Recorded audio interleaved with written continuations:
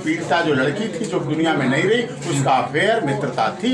हम तो उसके भी खिलाफ हैं, लेकिन आज की मॉडर्न कल्चर है, वेस्टर्न कल्चर है, तो ये होता है, हुआ है, तो उसका आपको क्या लगता है कि तमाम ऐसे एविडेंसेस अब सामने आ रहे हैं कि एक महिला आती है, यहाँ पे रुकती है और यहाँ पर परिवार से बातचीत करती है, वो बरगलाती है, इस तरह की चीजें इस तरह की भी चीजें सामने आ रही हैं। लोगों ने यहाँ राजनीतिकरण किया, इन बच्चों के साथ खिलवाड़ किया, इनकी अपनी ग्रीवेंसेस थी, इनकी अपनी समस्याएं थी, जो सब लोगों को यहाँ पता है। लेकिन बाहर के लोग जब आए और राजनीति की गई, जाति की राजनीति की गई और जातिवाद राजनीति के आधार पर उत्तर प्रदेश के चुनाव को मद्देनजर रख के जो किया गया, इसलिए लेकिन मौत तो हुई है ना, एक बच्ची की मौत तो हुई है ना। मौत हुई है, मौत के साथ सबकी संवेदना है। ये गांव की सभ्यता संस्कृति है, यहाँ सब मिलजुल के रहते हैं, सब भाईचारे के साथ रहते हैं, मौत के साथ सबका संवेदना है। हाँ। लेकिन झूठे फंसाए जा रहे हैं, जातिगत आरोप लगाया जा रहा है। इसके एविडेंसेस के तौर पे कौन झूठे फंसाए जा रहे हैं? आपको क्या लगता है किसको फंसाया जा रहा है? आरोपी हैं, उनको झूठा फंसाया। 4 आरोपी हैं, उसमें संदीप मुख्य आरोपी और 3 जो अलग हैं, रामू। सबकी कैटेगरिकल डिफेंस है,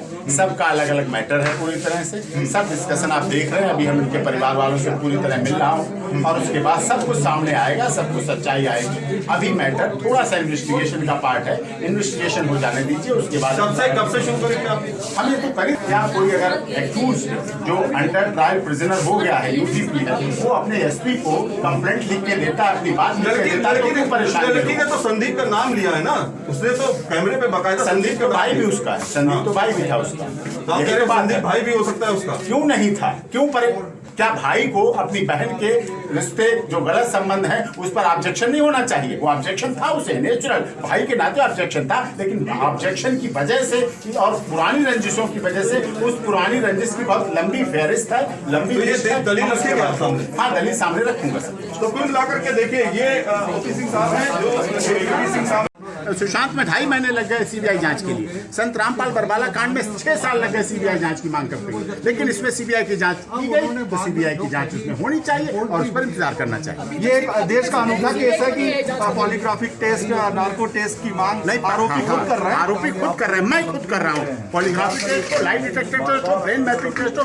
सारे टेस्ट, सारे जुडिशियल इंक्वायरी, सारी high court justice, supreme court के ऑनरेबल जस्टिस, सबके निगरानी में हो और पूरी तरह से जांच हो, पारदर्शी हो। गांव के लोग इतना झूठ बोलने में विश्वास नहीं रखते, इसलिए विश्वास कीजिए आप, दूध का दूध पानी का पानी वाला। लोगों को डरना नहीं चाहिए, लोग बहुत डरे हुए हैं अपने झूठ से। अपने झूठ से क्यों डरे हुए हो? अपने झूठ को या तो बता दो या सामने ला दो, हो गई भूल, ये तो गांव वाले हैं, अपने गांव के बड़े दिल से माफ कर देंगे, माफ कर देंगे उन्हें, की कोई बात नहीं, माफ कर देंगे। हो गया, गलती अगर हो गई, लोगों ने, उन्हें भी लोगों ने बरगलाया, उनको लोगों ने भड़काया। कुछ जातिवादी राजनीति करने वाले जो जातिवादी राजनीति करते हैं, जाति के आधार पर उत्तर प्रदेश के 2022 के चुनाव को साधना चाहते हैं, उन लोगों का इरादा था कि इस तरह से मीडिया ट्रायल करा के इसको इस तरह से करा के किया जाए। हमें उत्तर प्रदेश सरकार पर भी भरोसा है, उत्तर प्रदेश पुलिस पर भी भरोसा है, SIT पर भरोसा है, सीबीआई पर भी भरोसा है, इलाहाबाद हाई कोर्ट के जस्टिस पर भी भरोसा है, ऑनरेबल सुप्रीम कोर्ट के न्याय पर भी भरोसा है, सभी पर भरोसा। पूरे गांव पुलिस छावनी में तब्दील हो गया।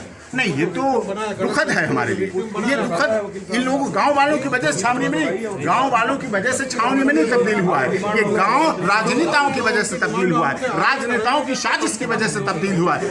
ये गांव में तो लोग शांति से रहते। क्या इससे पहले आपने भूलगढ़ी का नाम सुना था? नहीं सुना था इससे पहले, लेकिन इन राजनेताओं ने जब इस गांव को, इस हाथरस को, इस केस को अपना पिकनिक पॉइंट बनाने लगे, गाते हुए चले जा रहे हैं, हंसते हुए चले जा रहे हैं, गुनगुनाते हुए चले जा रहे हैं, तब ये बात गलत हुई और इसकी वजह से यहाँ ये चीज जो छावनी बनाई गई, छावनी तो सुरक्षा के लिए बनाई गई। पुलिस का काम है लॉ एंड ऑर्डर मेंटेन करना, और मैंने देखा पूरी तरह से लॉ एंड ऑर्डर मेंटेन करने में बॉर्डर से लेके वहां से लेके सभी तरह से लगे हुए। लोगों ने हाई कोर्ट में डाला कि मिलने नहीं किसी को, या सबको सबसे मिलने दिया जा रहा है। पुलिस पूरी व्यवस्था कर रही है, सारे काम कर रही है, STM लगे हुए हैं, ADM लगे हुए हैं, SP लगे हुए हैं, और क्या करें, सब जांच में लगे हुए हैं और इस व्यवस्था को बनाए रखने में। सिंह साहब, मैं देख रहा हूँ कि जितने भी लोग आ रहे हैं पीड़िता से मिलने, या नेता आ रहे हैं या सामाजिक संगठन के लोग आ रहे हैं, वो बंद कमरे में बात कर रहे हैं। आखिर ऐसा क्या है?